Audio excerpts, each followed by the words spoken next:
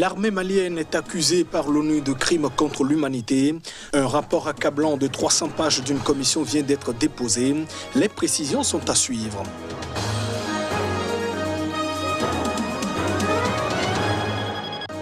La Russie se montre aux côtés du gouvernement centrafricain. Plusieurs centaines de soldats russes ont été envoyés à Bangui. La Centrafrique fait face à une offensive des groupes armés à quelques jours de la présidentielle.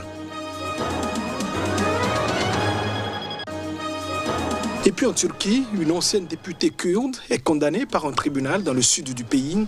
La sanction est sévère, 22 ans de prison. Les chefs d'accusation portent sur le terrorisme.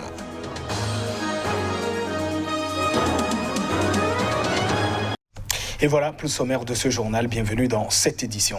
L'armée malienne est au banc des accusés à l'Organisation des Nations Unies. La Commission internationale pour le pays, sous l'égide de l'ONU, l'accuse de plusieurs crimes. Un rapport accablant a été déposé au Conseil de sécurité de l'ONU. Les précisions. La Commission estime avoir recueilli des motifs raisonnables de croire que l'armée malienne a commis des crimes de guerre, selon ce rapport de près de 350 pages qui prône la création d'une cour spécialisée dans les crimes internationaux. La divulgation de ce document intervient alors que des colonels ont renversé le 18 août le président Ibrahim Boubacar Keïta et que les poutistes gardent le contrôle des principaux organes de la transition censés ramener les civils au pouvoir après 18 mois. Établie en janvier 2018 sur la base de l'accord de paix de 2015, cette commission a enquêté sur la période 2012-2018. Elle a remis en juillet son rapport au secrétaire général de l'Organisation des Nations Unies, Antonio Guterres, qui l'a transmis la semaine dernière aux 15 membres du Conseil de sécurité. Le rapport détaille chronologiquement quelques 140 cas où des crimes ont été commis, emblématiques des actions qui ont fait au total des milliers de victimes. Un nouveau SOS pour aller au chevet des réfugiés éthiopiens au Soudan. L'Organisation des Nations Unies et une trentaine de partenaires ont réclamé ce mardi 156 millions de dollars pour aider à subvenir aux besoins des dizaines de milliers de ces réfugiés qui ont fui les combats dans la région du Tigré au nord. Une enveloppe pour répondre aux besoins des réfugiés, un accès à l'ensemble de la province et la protection du gouvernement éthiopien pour les civils, ce sont là quelques doléances de l'ONU et d'autres partenaires. Les fonds réclamés, 128 millions d'euros, par le Haut Commissariat aux réfugiés HCR, doivent lui permettre ainsi qu'à ses partenaires de fournir leur aide pendant la première moitié de 2021, a précisé un porte-parole au cours d'une conférence de presse à Genève.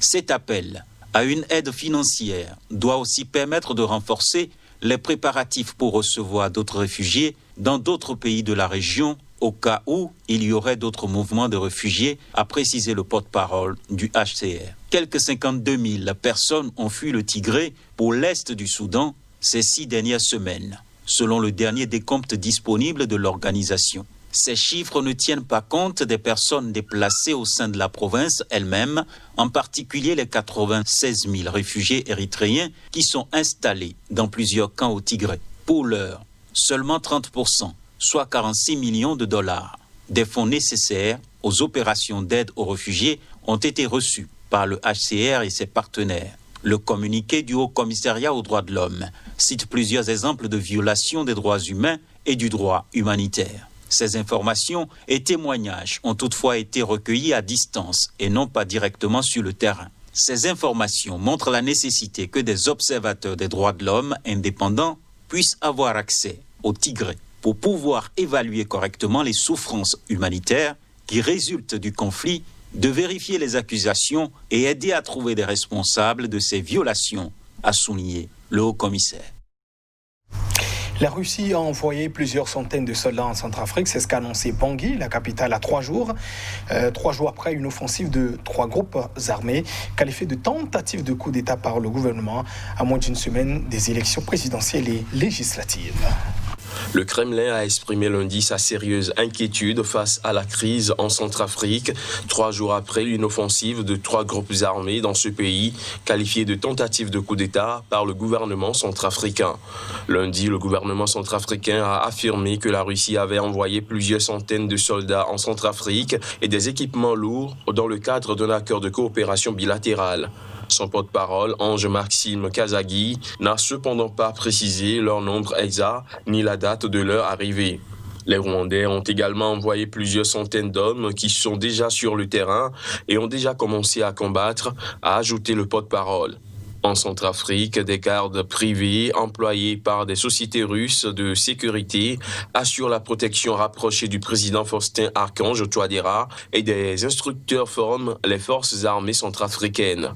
Vendredi soir, 3 des plus puissants groupes armés qui occupent plus des 2/3 du pays avaient commencé à progresser sur des axes routiers vitaux pour l'approvisionnement de la capitale Bangui. Ils avaient en outre annoncé leur fusion. Dans la foulée, le gouvernement a accusé samedi l'ex-chef de l'État François Bozizé de tentative de coup d'État avec une intention manifeste de marcher avec ses hommes sur la ville de Bangui au moment où les élections présidentielles avec pour favori le président sortant Faustin Archange Touadéra et législatives sont prévues le 27 décembre. Le porte-parole de la mission des Nations Unies en Centrafrique, MINUSCA, Vladimir Montero, a déclaré dimanche que les rebelles ont été bloqués ou repoussés dans plusieurs localités. Au Niger, le candidat du parti au pouvoir à l'élection présidentielle du 27 décembre prochain, dimanche donc, Mohamed Bazoum, est accueilli par une foule de partisans. C'était lors d'un meeting à Zender, c'est au nord, la seconde ville du pays. Dauphin désigné du président Mahamadou Issoufou, qui ne se représente pas après 2 mandats, Mohamed Bazoum est considéré comme le favori du scrutin présidentiel. En plein meeting à Zender, la seconde ville du Niger, il a affirmé que tout le monde sait la direction que prend le pouvoir et que personne ne peut aller contre la volonté d'Allah. Si nous voulons développer notre pays, il faut faire la promotion de l'éducation. En tant qu'enseignant, si je deviens président du Niger, j'accorderai la priorité à l'éducation.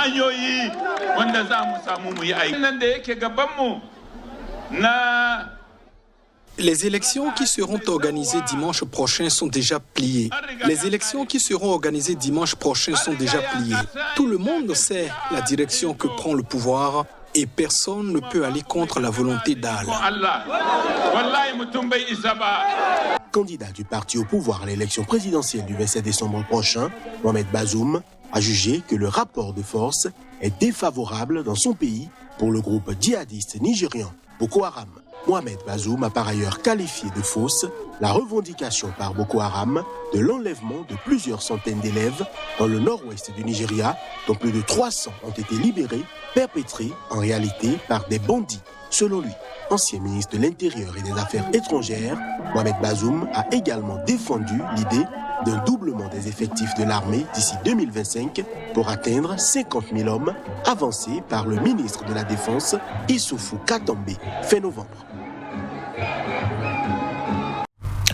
Le président élu des États-Unis, Joe Biden, a reçu en direct devant les caméras de télévision la première dose du vaccin contre le Covid-19. L'injection du vaccin Pfizer, le premier des 2 remèdes déjà autorisés aux États-Unis, s'est déroulée dans un hôpital de Newark, dans son État de Delaware.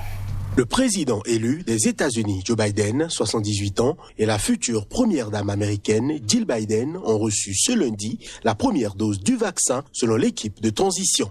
Biden dit vouloir donner l'exemple et rassurer les Américains.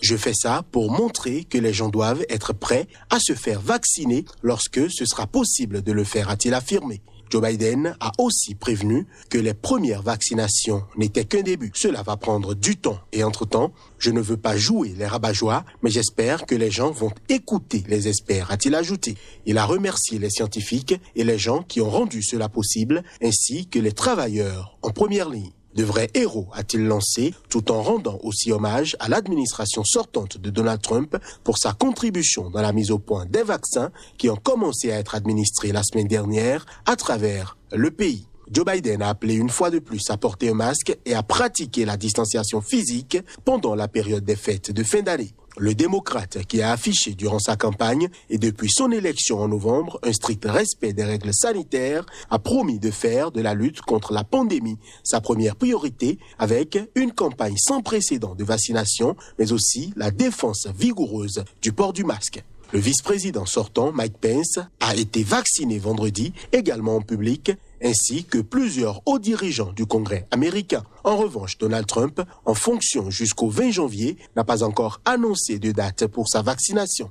Le milliardaire républicain est critiqué pour avoir minimisé la pandémie et pour être resté largement silencieux ces dernières semaines au sujet du bilan du coronavirus aux États-Unis qui ne cesse de battre de tristes records. Le pays est le plus endeuillé au monde par le Covid-19 avec plus de 318 000 décès. En Turquie, l'ex-député kurde Leyla Güven a été condamnée à 22 ans et 3 mois de prison par un tribunal situé dans le sud du pays, et ce pour des accusations en lien avec le terrorisme. Des policiers ont arrêté l'ex-député kurde Leyla Güven, condamnée ce lundi à 22 ans et 3 mois de prison par un tribunal de Diyarbakir, dans le sud-est de la Turquie, pour des accusations en lien avec le terrorisme.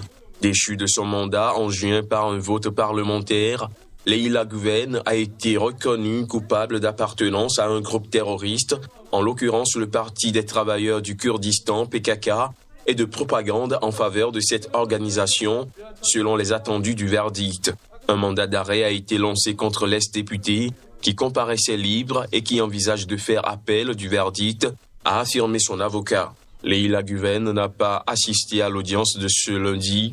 Elle est la coprésidente du Congrès de la Société démocratique d'ETK, une organisation que les autorités turques accusent d'être liée au PKK, classé terroriste par Ankara et ses alliés occidentaux. Les milieux pro-kurdes, en particulier le HDP, font l'objet d'une répression implacable depuis plusieurs années en Turquie. Le pouvoir turc accuse le HDP d'être une vitrine politique du PKK, une accusation rejetée par le parti pro-kurde qui se dit victime de répression en raison de sa farouche opposition au président turc.